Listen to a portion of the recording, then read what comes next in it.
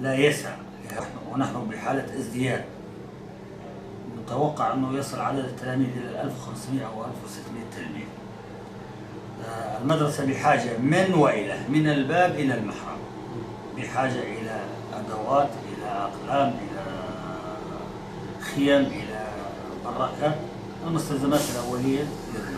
حاليا عندنا 23 شعبة صفية، بحاجة إلى أقلام، بحاجة إلى دعم، بحاجة إلى، لأنه أطفالنا شردوا.